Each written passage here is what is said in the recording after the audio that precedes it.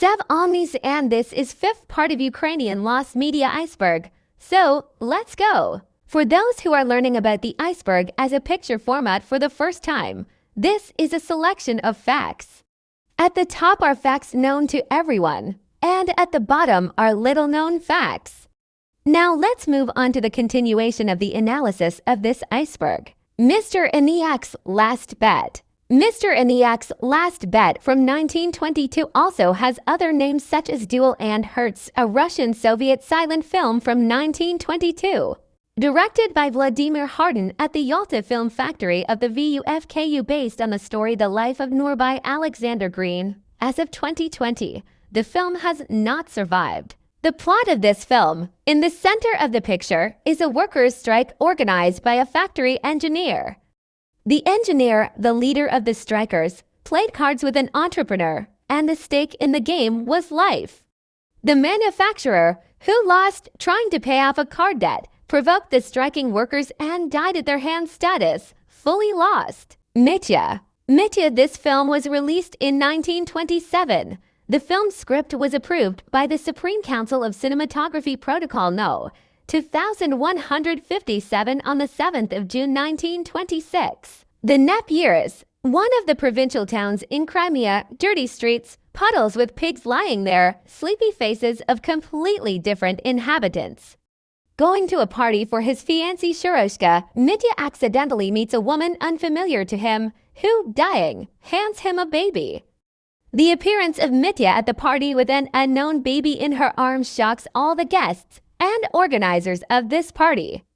All the guests present, and Shuroshka with them, were deeply convinced that it was Mítya's child. Because of this, the angry Shuroshka publicly kicks the groom out of the house, although in a way she is right, because the baby has an unknown father, and Mítya could be that one too. By his father himself, Mítya himself goes to drown because of this whole situation. But when he goes into the water, an unknown man appears on the shore and, threatening with a revolver, forces Mítya to get out of the water. Together with the unknown man, Mítya stages his funeral the next day. During the morning ceremony, Mítya suddenly gets up from the coffin, thanks everyone present for the magnificent funeral, and goes to the train station to leave the city forever. Just the perfect prank. Although I don't ask Mr. Beast for this. Status: fully lost. The Homeless. The Homeless or The Wanderers is a Ukrainian children's lost feature film drama from 1928, shot by directors Dmitry Erdman and Yakov Geller at the Odessa Film Studio VUFKU.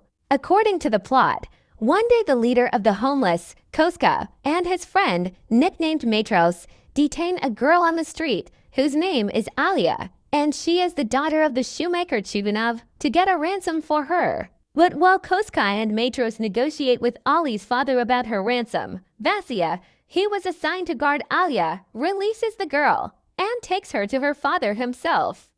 The verdict of the homeless is unequivocal. It is treason. Koska and Matros begin to pursue the boy. Running away from Matros, Vasya ends up on a sailboat belonging to a children's colony. There he meets his sister Hanusia and stays on the sailboat with the sailor. The script of Lazar Frankel and Georgy Brasiuk's The Confused was approved by the VKRK Protocol No. 2553 on February 8, 1927. Filming began on July 28, 1927, and ended on November 12, 1927. The film premiered in Kiev on October 11, 1928, and in Moscow on February 1, 1929. The film has not survived. Status: fully lost. Polemical writings of Gerasim Smotrycki. Smotrycki was the author of works, only a small part of which have survived to our time. Of all his prose works, the most famous are the preface to the Ostro-Bible and to polemical treatises, The Key to the Kingdom of Heaven and Our Christian Spiritual Power, An Insoluble Knot, and the New Roman Calendar, published in one book in Ostro in 1587. Status: fully lost. Suspicious Baggage. If we talk about suspicious baggage, then this is a comedy about an innocent box with a large amount of oranges and the inscription Kimvugal. This is the name of the Soviet trust, with which two Soviet businessmen arrive in the United States of America. Stoops Hinder. Stoops hinder is also known by such names as hinders to move forward and their power and was released in 1930. It was directed by Georgy Stebovi. If we talk about the historical period and place, then this is Ukraine in the late 1920s. The plot itself begins with Olga typing her lover Tsapko at home. The husband of the main character finds out about her betrayal and decides to take revenge for what she did. That is, by asking his laboratory assistant to steal the manuscript of that Tsapko. As it turned out, that laboratory assistant is the professor's mistress. On the eve of the discussion of that work, Tsapko and members of the scientific council learn about this theft. Therefore, the professor tries to justify himself and convince others that Tsapko independently wrote the introduction to his scientific work. At the same time, Tsapko does not have any arguments and facts to give a verbal rebuff. Therefore, he decides to end his life without the use of euthanasia. As it turned out, Christina shared what happened before. Unfortunately, the sixth part has not been preserved but is stored in the state fund in Baladi. Vasya the reformer. Vasya, who is the son of a factory worker, is attracted by the romance of the adventures of the city in which he lives. Because of this, he sets out to look for them. He pulls a drowning drunkard out of the water. He was trying to beat him. Vasya escapes from him in a car parked on the riverbank. But the car belongs to the head of the farm, who, not seeing the car in place, pretended to steal it. Meanwhile, Vasya exposes the priest in the church in front of the worshippers. As a result, the church is converted into a cinema, and the priest is transformed into a projectionist.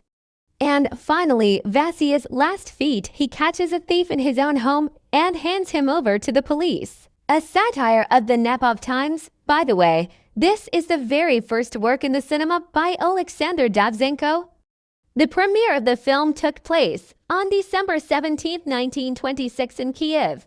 The film has not survived to this day. Status: fully lost. Recognition of Ukraine's independence by Yeltsin of Ukraine's independence. It's good that Ukraine decided to restore its independence from Russia. Although the war began in 2014, this is about the news about the recognition of independence. I explained as quickly as possible. Status: fully lost. Sold Appetite. Sold Appetite, also known as Sold Appetite and the Philanthropist, is a 1928 film, which was shot at the VUFKU studio. This film was made based on the pamphlet by Paul Lefagre, Sold Appetite. It all starts with the fact that a millionaire feels sick. It's all because he operates and his stomach refuses to digest the food he has eaten. Meanwhile, the scientist who hired him, the same millionaire, says he needs an operation on his stomach. It remains to find a surgeon who will perform this operation, as well as a donor who has a healthy stomach. After persistent searches and insistence, the necessary donor was found and he turned out to be an unemployed driver named Dimo. The planned operation was successfully carried out. After that, the millionaire feels very hungry and because of this, he has signs of an eating disorder. All because the unemployed emo suffers from gluttony. If we talk about who created it and how, then everything is pretty much the same as usual. The script by Erdman and Maryangoff was approved by the VKRK on July 20, 1927, namely by Protocol number 2964. The first premiere took place on March 5, 1927 in Kiev. The film itself has not survived to this day. Status: fully lost. Vuyko Tabachnik and other comics by Majdanyk. There are some good special moments in the form of the fact that Yakov Majdanyk is a Ukrainian-Canadian author. This means that there is a larger geography to search. I understand that there were different plots because there are many comics. Still, you need to start searching not only in Ukraine. Status: fully lost. The Cossacks Beyond the Danube.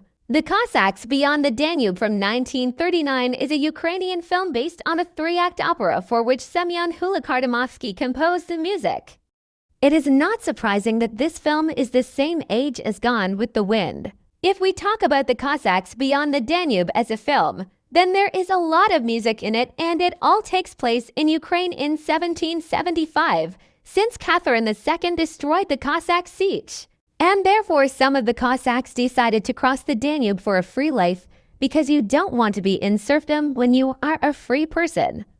I won't tell you all the details so that you can watch this film.